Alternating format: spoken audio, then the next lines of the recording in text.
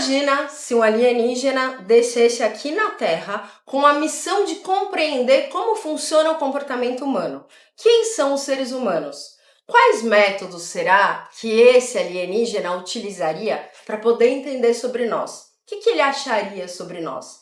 Essas questões têm muita relação com a metodologia utilizada na antropologia para compreender o comportamento do outro. Fica nessa aula com a gente que a gente vai destrinchar certinho como que funciona a antropologia, o que é a antropologia e quais são os métodos para poder compreender efetivamente o pensamento e o ponto de vista do outro. Eu sou a professora Renata Esteves, de Filosofia e Sociologia, aqui do canal Partiu Universidade, e bora pro vídeo?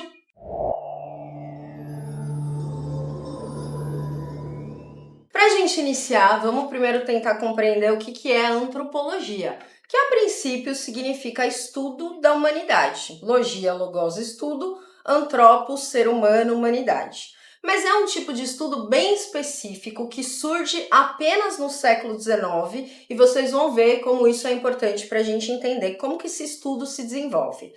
A antropologia serve para poder compreender a diversidade cultural humana, a pluralidade da humanidade. Por que as pessoas pensam diferente e qual é o significado do seu comportamento? Por que elas agem diferente da gente? Normalmente, quando a gente vê alguém agindo diferente da gente ou comendo alguma coisa que a gente acha muito estranha, a gente tende a julgar e ficar um pouco intrigado. A antropologia opera um pouco com essas questões para poder compreender essa pluralidade da humanidade. Mas por que surge a antropologia e quando ela surge? É importante, já falei, que ela surge no século XIX. E por que isso é importante? Lembra o que estava acontecendo no século XIX, se aqui eu estou falando sobretudo de Europa. A antropologia é um tipo de estudo de ciências humanas que surge ali na Europa. E século XIX foi período de neocolonialismo. E antes do neocolonialismo, a partir do século XVI, a gente teve também o processo de colonialismo. Então imagina o europeu tentando compreender como que os povos de outros continentes funcionam, né? Como que o comportamento deles funcionam. Isso já vem acontecendo, essa curiosidade sobre aquele que é diferente, sempre existiu na humanidade, mas ela vem acontecendo sobretudo a partir do século XVI, das grandes navegações, do momento em que, por exemplo, os portugueses saem lá da Europa e vêm aqui para o Brasil e começam a observar hábitos que para eles são estranhos dos povos originários aqui do Brasil. Ou ainda começa a observar hábitos estranhos, roupas estranhas, forma de alimentação estranha em povos que estão, por exemplo, na Ásia ou na África, sobretudo durante o neocolonialismo, século XIX. Então, assim, século XVI já começa a se formar essa curiosidade. Com isso, eu não estou querendo dizer que a antropologia é um estudo sobre a curiosidade do comportamento humano, tá? Mas já começa a existir certos relatos de outras culturas. E como que se davam esses relatos? Muitas comitivas eram feitas para ir para essas regiões, para esses continentes, saíam da Europa e ia, por exemplo, para a América, com cientistas, com artistas, que ali iriam investigar como que era a fauna, a flora desse local e também como que eram os seus habitantes. Então a gente já começa a acumular informação sobre hábitos diferentes, sobre culturas diferentes e sobre seres humanos que operam de maneira diferente daquilo que o europeu está acostumado.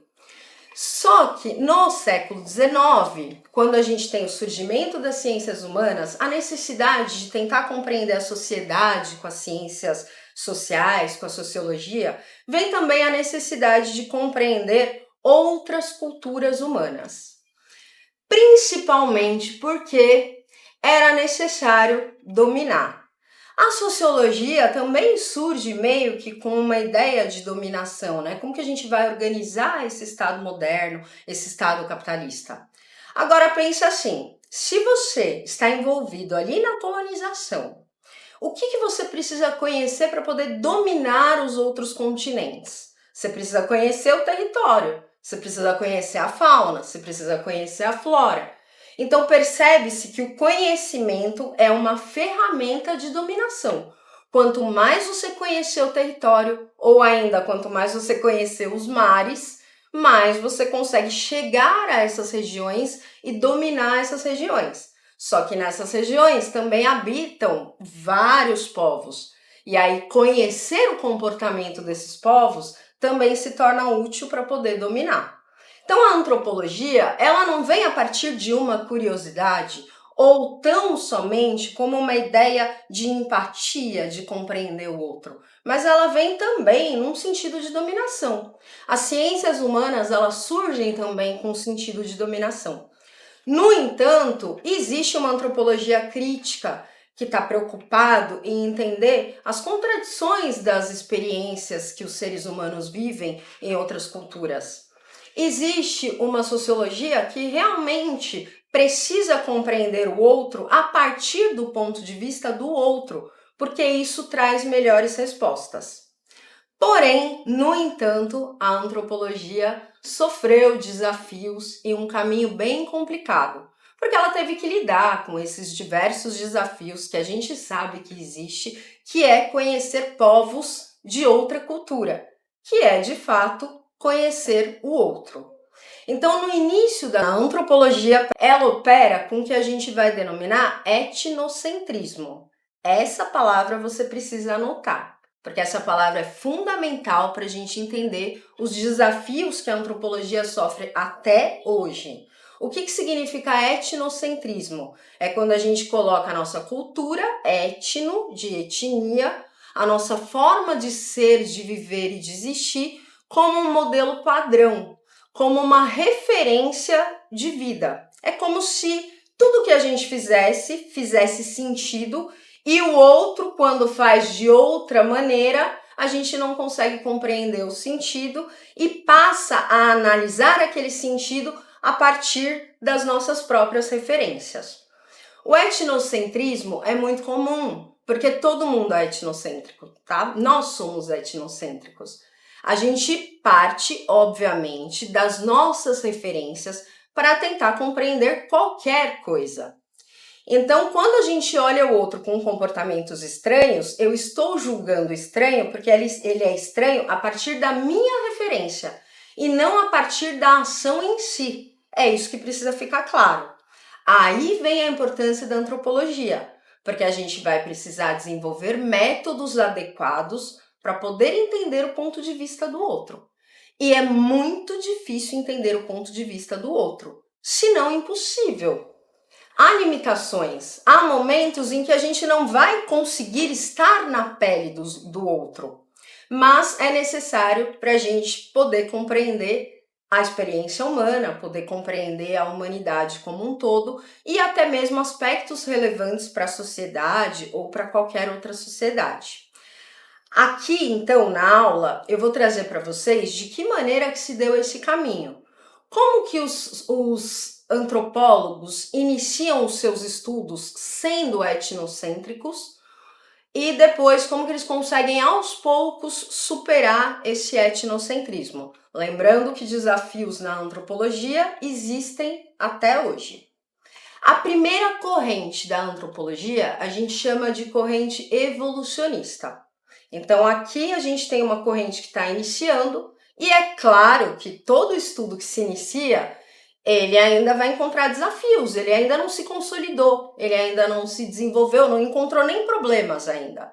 Então é de se esperar que fosse ter alguns tipos de problemas.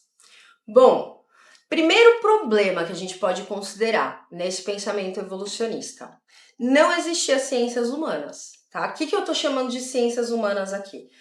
A ciência que coloca o ser humano como objeto de estudo. Por exemplo, a psicologia, a sociologia e a antropologia, né? Lembrando que a antropologia é uma área das ciências sociais, tal qual a sociologia. Mas a sociologia, ela veio para poder compreender os problemas que a sociedade moderna, por ser muito complexa, estava trazendo. Já a antropologia é um tipo de estudo que se desenvolve para poder entender outras culturas que não europeias. Então é o europeu tentando compreender o não europeu. Começa por aí. Começa no século XIX e não tem ciências humanas. Então, qual é a referência que a gente tem de ciência? A referência das ciências exatas. E a gente vai adotar as referências das ciências exatas para poder compreender a humanidade, né? Visando obter o mesmo tipo de autoridade científica e de exatidão que as ciências exatas têm conquistado desde o século XVI. Então, qual que era a referência? Física e matemática. Agora, química também. E aqui no século XIX ainda mais biologia. Agora, pensa comigo. Se eu quero entender o comportamento do outro, ou se eu quero entender a sociedade, ou se eu quero entender ser humano, será que dá para operar da mesma maneira que as ciências exatas operam? Será que eu consigo definir com exatidão como funciona o comportamento humano? Lembrando que eu sou humano, tendo como objeto de estudo também o humano, e isso torna a ciência muito mais complicada? Então é claro que era esperado que iria dar problema, porque não existe ainda ciência, e não existe ciência porque ainda não teve o interesse, ainda não se formou. E é claro que os desafios só vão surgir depois que essa ciência passar a existir, passar a ser colocada em prática. Quando o método científico das exatas passar a ser colocado em prática para poder compreender as ciências humanas, aí vai começar a aparecer os seus problemas e as pessoas vão perceber que as ciências exatas não vai dar conta de responder algumas questões, porque o ser humano ele tem algumas peculiaridades que, por exemplo, elementos químicos não possuem. Só que no seu início, as pessoas ainda estavam muito entusiasmadas com o sucesso que as ciências exatas estavam conquistando. E aqui, sobretudo, com o sucesso que a biologia estava conquistando. Vale lembrar, estou falando do século XIX, que em 1850 o Darwin publicou o livro dele, A Origem das Espécies, que respondeu milhões de questões que ainda permaneciam não respondidas na biologia. Vale lembrar que também existia um outro pensador, o Lamarck, que também era bastante conhecido, influenciou bastante o pensamento na biologia, e essa é a referência que eles têm. Então, vamos para os evolucionistas. A gente tem aqui três principais pensadores, todos do século XIX, tá? O Edward Tylor, o James Frazer e o Lewis Morgan. E todos eles operavam mais ou menos com a ideia do evolucionismo que sofreu alguma influência dessa ideia evolucionista da biologia. Não exatamente da biologia do Darwin, como deve ser compreendida, mas estava meio que na moda ali na Europa pensar o mundo como se ele fosse um progresso. Por quê? Porque a gente estava tendo realmente progresso nas ciências e progresso na tecnologia. Então, cabia também pensar que a sociedade ela estava mudando muito rápido, né? A modernidade muda muito rápido. Essa ideia de progresso, então, realmente fazia sentido para a sensibilidade das pessoas que viviam no século XIX. Assim, eles tentam transportar essas ideias para as ciências humanas. Mas ainda, primeiro, para a filosofia. A gente vai ver essas ideias evolucionistas na sociologia do Auguste Comte, no positivismo, e principalmente no evolucionismo do Herbert Spencer. É ali que surge a maior influência dos antropólogos para serem evolucionistas. E o que significa ser evolucionista? Imaginar que a sociedade passa por um processo progressivo de evolução, como se cada vez mais ela estivesse adquirindo uma melhora tecnológica. Tá, mas isso não é verdade? Qual é o problema disso? O problema disso é que você pode até pensar a Europa nesses termos, né, com alguns cuidados aí, mas imagina que você pensar que todas as culturas humanas, elas teriam este mesmo caminho de evolução tecnológica que teria a Europa.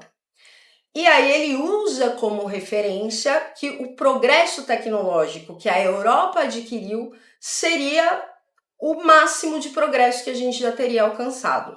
E que as outras culturas, as outras sociedades, por não terem alcançado esse tipo de tecnologia, é porque elas seriam atrasadas, mas elas estariam a caminho de alcançar isso.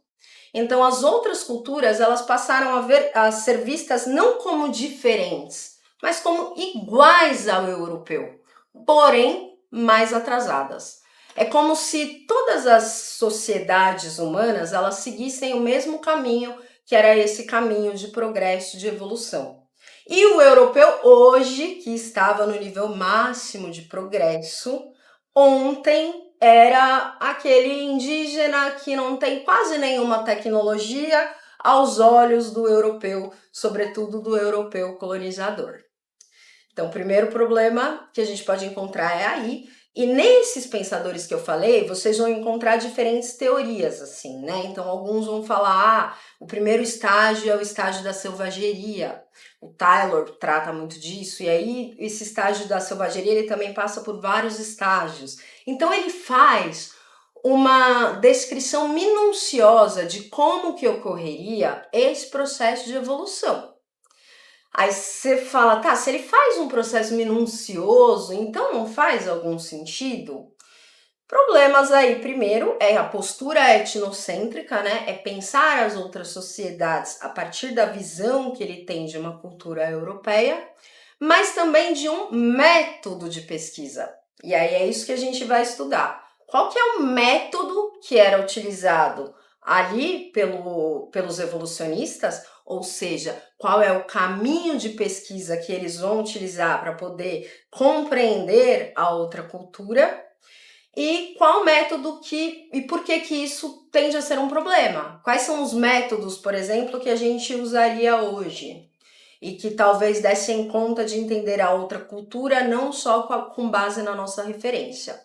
E o método de pesquisa deles, principalmente do Taylor, era um método que a gente chama de antropologia de gabinete. Então, eu falei para vocês que os saberes sobre os outros povos, eles estavam sendo acumulados a partir da descrição dos colonizadores do século XVI, ou até mesmo dos neocolonizadores, ou dos cientistas.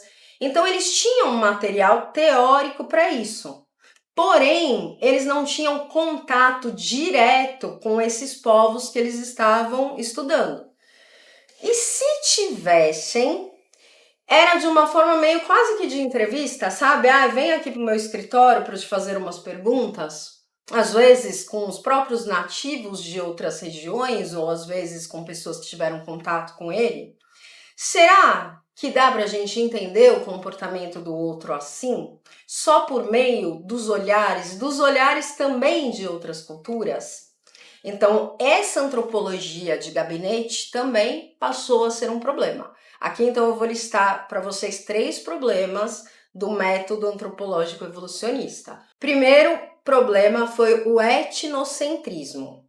Segundo problema, o cientificismo, adotar a metodologia das ciências exatas. E terceiro problema, essa antropologia de gabinete, que não dava conta de experimentar junto com os povos nativos a experiência de vida deles, a forma deles viverem ou de eles significarem as coisas. Eu falei que o Taylor, principalmente, era esse que usava mais a filosofia de gabinete, o Fraser também, mas o Morgan, aqui ele se diferenciava um pouquinho, porque ele foi estudar os povos originários norte-americanos, que são os povos iroqueses, e ele teve contato de fato com esses povos. E aí vocês podem perceber no estudo dele que, embora ele também siga um certo etnocentrismo, ainda segue essas ideias do evolucionismo, o trabalho dele vai ser muito mais complexo e muito mais interessante. Inclusive vai trazer algum questionamento sobre, será que a forma que eles vivem, de repente, não pode ser mais interessante que a nossa? E como que ele consegue trazer um pensamento, ao meu ver, né, ao ver de muitos antropólogos, mais complexo e mais interessante, justamente porque ele teve um contato maior com os iroqueses, com esses povos. Então ele pôde acumular conhecimentos que somente a descrição de outras pessoas não daria conta. Assim, a gente vai ter uma série de antropólogos a partir daí pensando essa questão. Porque, na verdade, não é uma questão assim, a gente precisa entender o outro a partir do outro, porque senão a gente está desrespeitando essas culturas. Não, É porque realmente ele não respondia algumas questões. Algumas questões ainda ficavam vazias, né? Por que então que ele faz esse comportamento? Por que etnias indígenas entre si também são diferentes? Como que eles classificam essa tá no estágio tal e essa tá no outro estágio? Enfim, foram surgindo questões científicas que o evolucionismo não estava dando conta de responder. Eis então que surgem outros antropólogos, mas eu vou falar aqui de um especial, que é o Bronislaw Malinowski, um polonês do século XIX para o XX. E aí, aqui a gente muda tudo. Porque o Bronislaw Malinowski, durante a Primeira Guerra Mundial, ele teve que viajar para Nova Guiné. Quer dizer, ainda não tinha começado a guerra, tá? Mas quando ele estava lá, começa a guerra. E aí ele meio que teve que ficar lá. E aí ele aproveitou para poder fazer estudos antropológicos com os povos daquela região, com os povos ali da Nova Guiné, mais especificamente os povos melanésios. E aí muda tudo porque ele de fato está entrando em contato com essas pessoas, com a cultura dessas pessoas, com o cotidiano dessas pessoas. O interessante do Malinowski é que ele nem era da antropologia, ele era das ciências exatas. E ele não contaminou o seu estudo com as ciências exatas. Ele entendeu que a antropologia precisava ter uma metodologia, uma sistemática rígida e científica, mas que teria que ser diferente daquela metodologia das ciências exatas. E ali ele permaneceu por incrível 4 anos. Agora sim a gente vai entender qual que é a importância da gente conviver diretamente com povos que pensam diferente da gente. Porque às vezes um comportamento, por exemplo, vou falar de um que a gente sempre traz à tona, né? Falar de machismo nas culturas, e a gente sempre fala que a cultura muçulmana é machista, porque as mulheres lá usam burca, enfim. Quando a gente faz essa análise, a gente não está levando em consideração todo o complexo da cultura islâmica para poder entender o significado real do uso da burca. Eu não estou dizendo nem que não exista machismo, tá? Mas a gente aproxima como se o machismo ocidental fosse idêntico ao machismo de lá. A gente não consegue entender que existem diferenças na estrutura social como um todo, em várias instituições que dão significados diferentes para o uso da burca e que aquele significado não seria o mesmo significado aqui, por exemplo, do Brasil.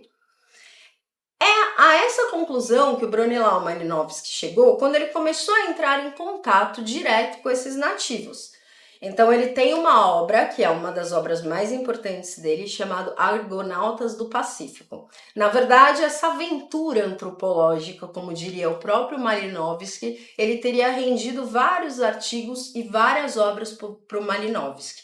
Mas o Argonautas do Pacífico Ocidental é uma obra que vai trazer um pouco a metodologia dele, que ele pensasse a respeito de novos métodos para de fato compreender a outra cultura a partir dos significados da própria cultura. Ou seja, aqui a gente tem uma virada antropológica.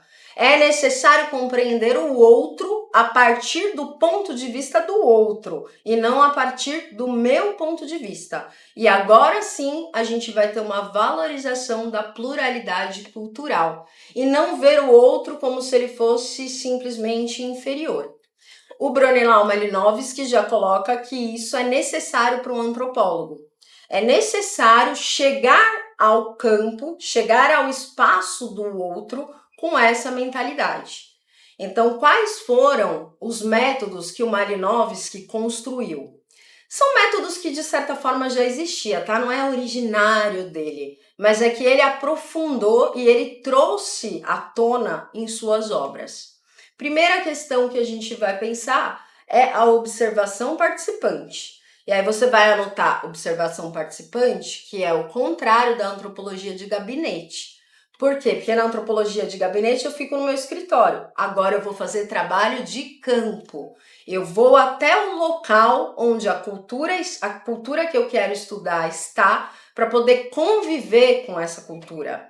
Mas notem as palavras, é observação, então eu fico observando como essa cultura se comporta, mas ela é participante. Eu também tenho que participar dessa cultura para conseguir ter uma noção de qual o sentido dela ou quais são as sensações, as experiências que aquele tipo de comportamento gera. Você precisa participar diretamente. Mas não é assim, você chega no lugar e já começa, né, a se juntar com o povo e falar, e aí, tem uma cerimônia, eu quero participar.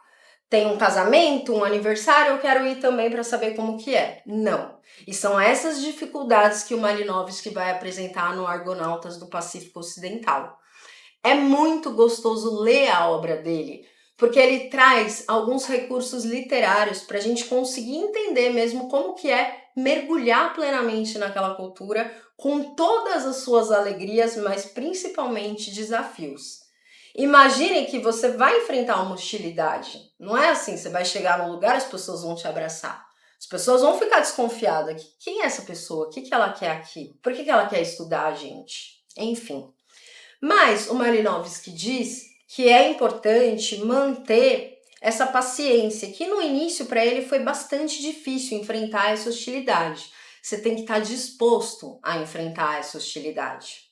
A segunda questão, quando Malinowski chega lá nas Ilhas Trobriand, que é onde vive o povo melanésio, que vem a ser a sua fonte de estudo, ele tem um contato com outros brancos, né? Outros europeus que vão passar informação para ele ou vão estabelecer contato dele com os povos melanésios. Isso pode parecer interessante, mas o Malinowski chega à conclusão que não.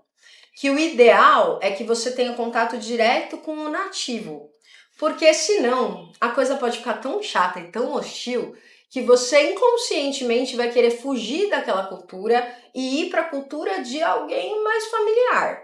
Vai querer conversar muito mais com o branco, né, o europeu, aquele que tem a sua cultura, que compartilha das mesmas ideias e das mesmas práticas, do que com o povo que vive lá. Ou seja, o etnocentrismo é normal. O que a gente tem que saber é estabelecer um método para poder enfrentar esse etnocentrismo.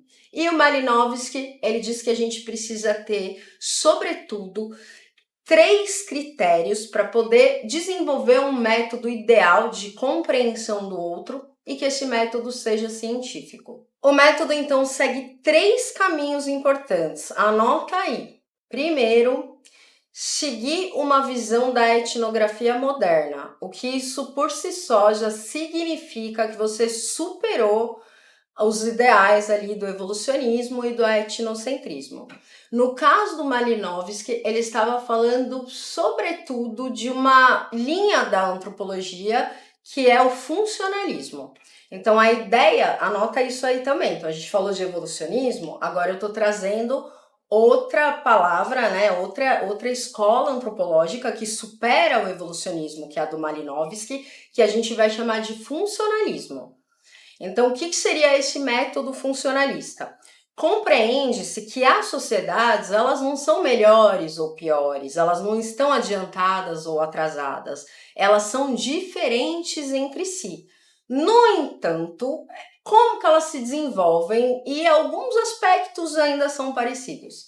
A humanidade em si é igual porque ela possui as mesmas necessidades de sobrevivência. Então, toda a sociedade se inicia com a organização das necessidades de sobrevivência. E aí a gente tem várias necessidades, tá? Eu não estou trazendo aqui, por exemplo, um caminho materialista, mas no sentido marxista, que a sobrevivência se dá sobretudo pela produção. A produção é uma das, né, uma das práticas que a gente precisa fazer para poder conseguir suprir as necessidades humanas. Mas a gente tem várias necessidades. A gente tem necessidades fisiológicas, a gente precisa comer, dormir, se proteger, reproduzir. Isso todo ser humano e todas as sociedades. Mas a gente também tem necessidades sociais. Então toda sociedade necessita de controle social, de organização política, de educação, enfim, de uma série de instituições para poder organizar essa sobrevivência em nível coletivo, em nível social. E a gente tem também uma necessidade simbólica e espiritual, que está relacionado à produção de conhecimento, mas também à produção de religião. Notem então que todas as sociedades vão ter sempre esses aspectos e essas instituições. Em toda sociedade vai ter, por exemplo, família, porque a família ela está relacionada à segurança, à reprodução, é uma instituição que serve a necessidades biológicas, mas também a necessidades simbólicas, enfim.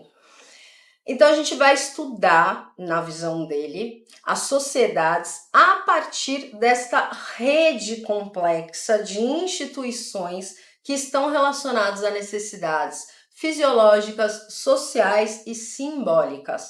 Todas as sociedades vão ter, ou seja, todas as sociedades são complexas, mas cada uma delas vai se desenvolver de uma maneira, mesmo porque essas instituições, por exemplo, se você pensar na família e na religião, elas não estão separadas. Uma interfere na outra. Uma se forma junto com a outra. Então, por isso que vai dar tanta diferença cultural. Porque se você mudar a organização, por exemplo, das relações de parentesco na família, que é um tema importante para a antropologia, você muda tudo. Você muda relações de poder, hierarquia, você também consegue, você também tem uma modificação nas questões simbólicas, na produção intelectual, enfim, muda tudo. Então é necessário estudar cada uma dessas instituições que são geradas a partir dessas necessidades. Por isso que a gente vai chamar de funcionalismo. É porque cada instituição ela exerce uma função que reflete a necessidade biológica, social ou simbólica da humanidade. Como não dá para a gente ver o todo, então o método científico é tentar compreender cada uma delas, meio que separadamente. Como se você tirasse, sei lá, fotografia de certas partes, mas depois num conjunto, num quebra-cabeça, colocasse tudo junto e fizesse um quadro sinóptico, que significa compreender o geral a partir dessas partes. Veja que tem um método aqui, né, científico mesmo, né, de certa forma até lembra um pouco o método científico cartesiano, mas claro, com as particularidades aqui das ciências humanas. Então, como ele entende que cada instituição exerce uma função, então ele vai pensar de forma separada, vai vivenciar aquilo de forma separada, mas depois vai juntar tudo para poder entender como que aquilo ocorre em um nível mais complexo. Segundo ponto, então, viver sem outros brancos, que foi aquilo que eu falei. E aí, por que isso é necessário? Porque não basta só você fazer um estudo metodológico de como que funcionam as instituições na outra cultura, sem você perceber também as nuances, a densidade subjetiva daquela sociedade. Aí só vivendo mesmo, e aí a importância da observação participante e da etnografia do Malinowski. O que significa etnografia? Vai pela palavra. Eu estou fazendo uma descrição, uma grafia daquela cultura, daquela sociedade. E como que ele fazia o método dele? Ele levava um diarinho junto com ele e ele ia fazendo anotações. E essas anotações, elas eram subjetivas mesmo. Por quê? O antropólogo, ele não pode se achar que é um cientista acima de Deus e que ele pode chegar na outra cultura e pensar o que ele quiser porque ele detém o saber da antropologia. Não. Ele é um ser humano que também está inserido nessa cultura. Então é necessário que ele se coloque ali no estudo. A subjetividade do pesquisador na antropologia do Malinowski também é importante. Quem é ele? Como que ele chegou ali? Por isso que ele usa os recursos literários. Quais são as dificuldades que ele enfrentou? Como que ele foi etnocêntrico em alguns momentos? Em outros momentos também ele vai anotando, porque às vezes ele nem percebe que é etnocêntrico. Ele só vai perceber durante as suas anotações. Então esse caderninho vai sempre acompanhar ele, além da observação participante. E aí ele vai começar a entender certas nuances. Ele precisa participar diretamente da cultura. Então ele precisa criar condições para isso. Primeiro de tudo, é não ter nenhum tipo de relação com qualquer pessoa que esteja fora daquela cultura. Senão ele não vai conseguir mergulhar na cultura e ele não vai conseguir ter uma penetração real naquela cultura. E aí ele até diz das dificuldades, para vocês verem como a antropologia ela exige uma certa subjetividade do cientista. Ele diz que às vezes ele se encontrava num momento de solidão, que ele já estava de saco cheio daquela cultura, que ele queria encontrar alguém que entendesse ele. E aí ele saía para dar uma volta, para respirar, e depois logo ele sentia uma necessidade de socializar com aquelas pessoas. Então ele vai colocando essas dificuldades, mas é necessário que o próprio antropólogo crie essas condições para que ele consiga alcançar algumas nuances, algumas sutilezas que é só na convivência que a gente vai conseguir alcançar. São coisas às vezes difíceis de descrever, porque talvez seja um olhar, uma sensação, um sentimento. Aí entra em jogo a sua subjetividade e a subjetividade do outro. Ah, mas isso não é científico? Não seria então não científico? Pode-se dizer que quando inclui subjetividade a gente ainda está falando de ciência? Sim, se você deixar claro. Se você deixar claro os desafios que você está enfrentando, porque você abre um espaço para o outro pesquisador também refletir e questionar as suas próprias experiências, a sua experiência, né, a experiência do escritor ou as próprias experiências. Abre espaço para que ele desenvolva também outras teorias, para que ele pense a antropologia de outra forma, as práticas humanas e as experiências humanas de outra maneira. Assim, era necessário que ele participasse, por exemplo, das cerimônias, dos rituais, e o principal objeto de estudo dele foram as relações de troca, que ele denominou Kula. No Argonautas do Pacífico, ele está falando especificamente como que funcionam as relações de troca ali, que ele vai denominar Kula. E aqui entra o funcionalismo. Normalmente a gente pensa as relações de troca sempre como uma questão puramente econômica. E ali ele consegue entender que a troca que existia entre tribos, que eram trocas de braceletes, de colares, essas trocas elas estavam relacionadas a outras questões, a outras funções também. Elas também estavam relacionadas a uma hierarquia, a um tipo de construção social, a um tipo de construção simbólica de produção de conhecimento. Isso quer dizer que uma prática que estava relacionada a trocas tinha relação com todas as outras instituições. Daí a importância de fazer esse quadro sinóptico, de entender todas as questões por partes, mas depois tentar compreender como que elas se relacionam entre si. Senão passa a ser impossível você compreender qual que é a epistemologia do outro, né? A forma como o outro lida com o conhecimento, a forma com que o outro lida com os significados, que não seria o mesmo que o nosso. Aqui a gente já pode perceber que o Malinowski se apropria muito da prática da escuta.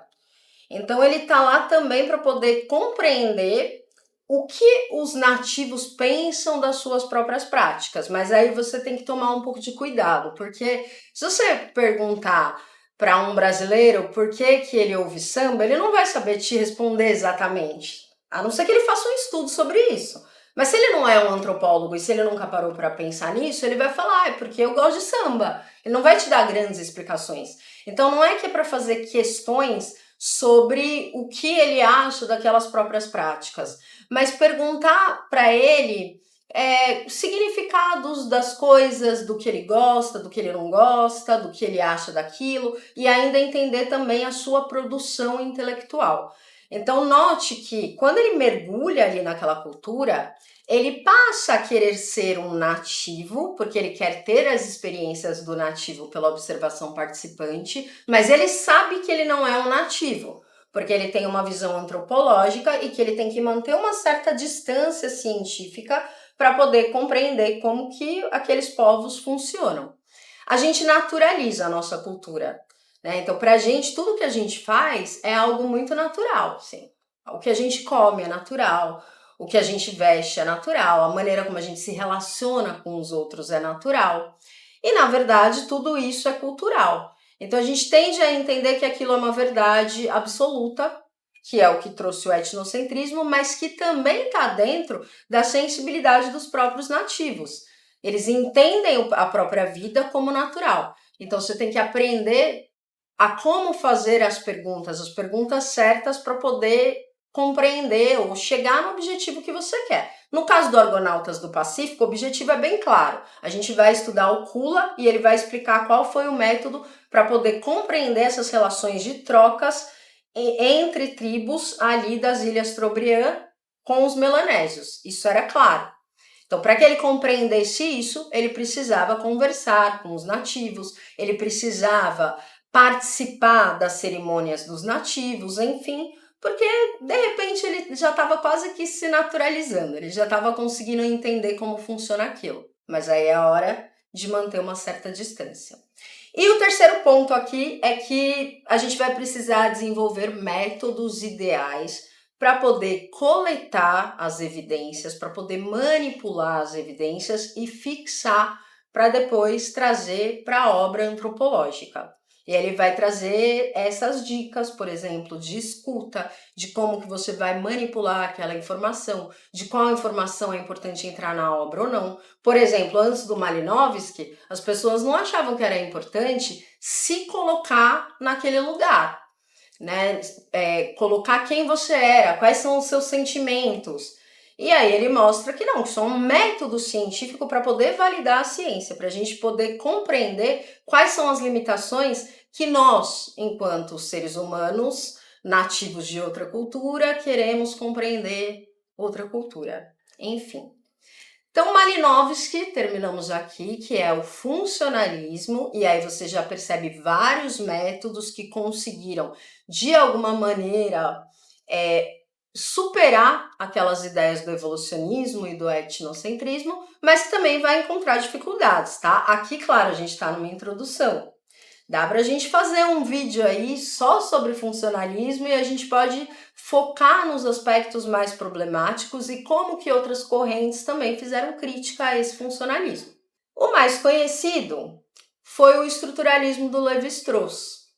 O Lévi-Strauss ele faz uma certa crítica ao Malinowski. Então, tô trazendo aqui uma terceira corrente. A corrente do Lévi-Strauss, ela tá no século XX. A gente já tá no 21. Então, assim, várias outras correntes, tá? Não quer dizer também que uma superou a outra, mas você vai ter um diálogo sobre qual que seria o melhor método para poder compreender outra cultura. Então, vamos para o estruturalismo. Estruturalismo do Lévi-Strauss, a principal crítica é que você não precisa ficar 4 anos mergulhado naquela cultura para poder compreender aquela cultura. No fundo, o que o Lévi-Strauss estava criticando é que esse método do Malinowski ele é muito prático.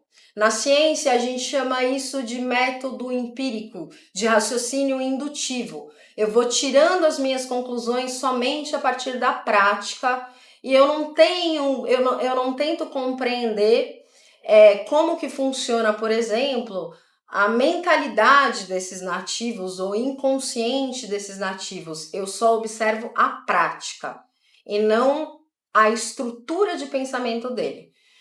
Eu observo no funcionalismo a estrutura social, a estrutura cultural, toda essa dimensão, mas eu não faço relação com uma estrutura epistemológica do inconsciente dos próprios nativos.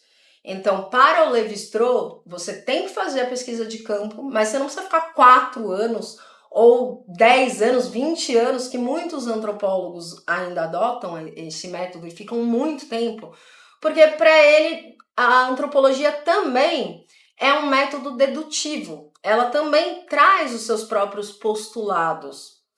E o que seriam esses postulados? O Lévi-Strauss, aliás, aqui eu vou fazer um resumo bem breve do Lévi-Strauss na medida que ele fez a crítica para o Malinowski, mas eu tenho um vídeo aqui no canal só sobre o estruturalismo do Lévi-Strauss. Acho que seria legal se vocês acessassem esse vídeo para entender direitinho do que se trata esse método.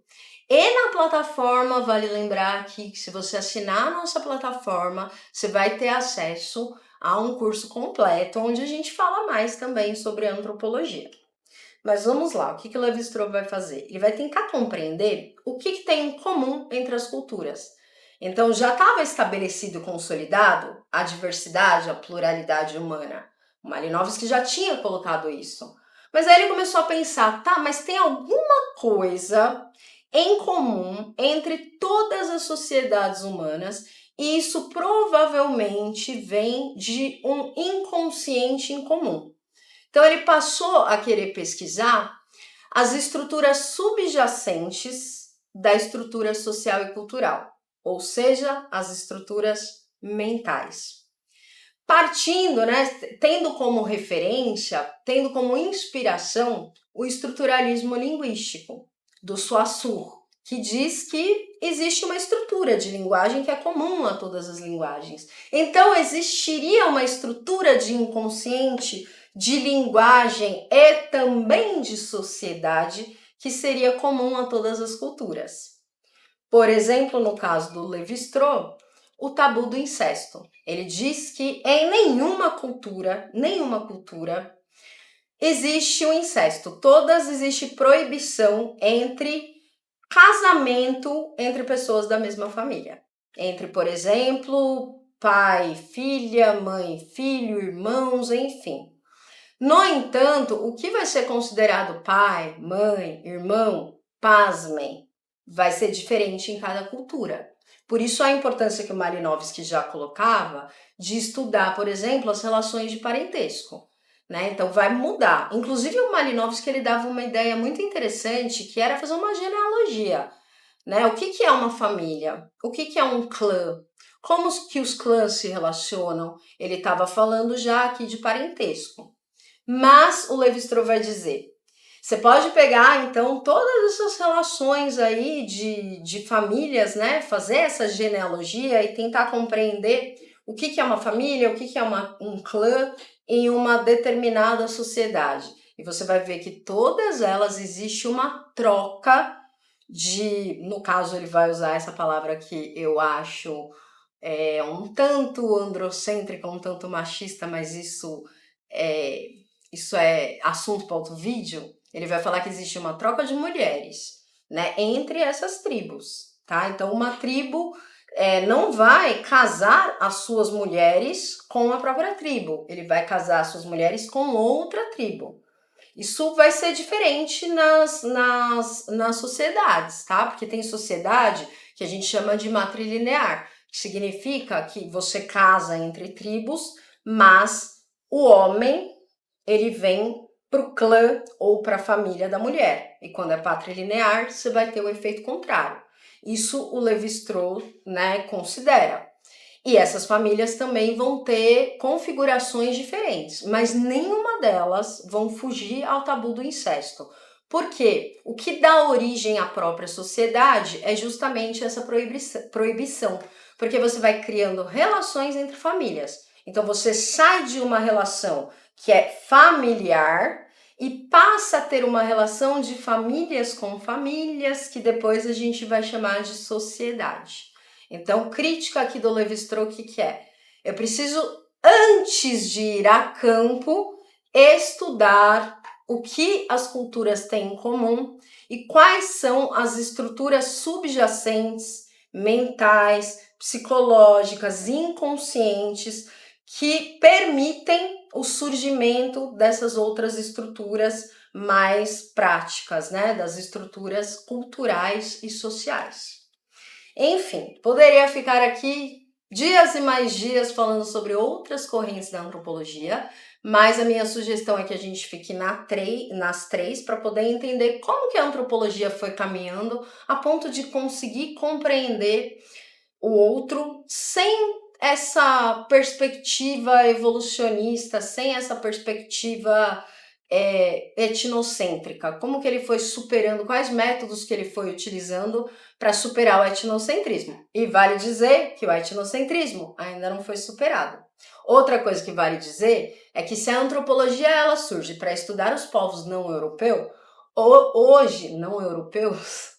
hoje a gente pode pensar que a antropologia ela trata de uma diversidade de temas, né? Não preciso entender o outro, né? É o outro que não é da cultura europeia ou que não é da minha cultura. Eu posso entender o outro da minha cultura, mas que ele não faz parte da minha classe social, da minha amizade. Eu posso estudar tribos urbanas. Eu, enquanto uma pessoa que não gosta de rock, eu posso tentar compreender o pensamento de um roqueiro, a vida de um roqueiro, os hábitos de um roqueiro. Isso também é estudo para antropologia? Sim. Então, de certa forma, a antropologia nos auxilia, ela nos permite métodos adequados para que a gente supere o nosso etnocentrismo e, de certa forma, o nosso egoísmo, que a gente tenha certa empatia pelo outro. Cuidado com essa palavra que eu não tô querendo ser moralista aqui, tá? Quando eu falo egoísmo, é porque entender a realidade como se ela viesse a partir da minha perspectiva é um entendimento muito limitado, não é um entendimento científico. Não tô falando se é bonito, se é feio, se é legal ou não. Só tô dizendo que é limitado para você entender a realidade. Empatia aqui eu não quero que seja compreendida com eu preciso ter sentimento pelo outro, eu preciso me colocar na pele dele. Não é isso, né? Empatia é a gente conseguir ampliar as nossas perspectivas para poder compreender que o mundo é muito maior do que a gente. Terminamos então por aqui o nosso aulão de antropologia. A gente passou então por 3 escolas: o evolucionismo, o funcionalismo e o estruturalismo do Levi-Strauss. Claro que tem outras escolas, mas aí eu convido vocês a conhecerem o nosso canal. Diria que aqui é o paraíso das ciências humanas, do conhecimento de ciências humanas. A gente tem vários vídeos então para vocês e vocês podem ainda acessar a nossa plataforma com estudos bem orientados para você fazer o seu vestibular. Inclusive, a gente está com promoção. Então, para quem estiver interessado, vai lá no site que vocês vão encontrar promoção. E também queria pedir, finalmente, para vocês darem uma curtidinha para que esse vídeo chegue para mais pessoas e que a gente consiga conscientizar as pessoas a respeito do conhecimento das ciências humanas.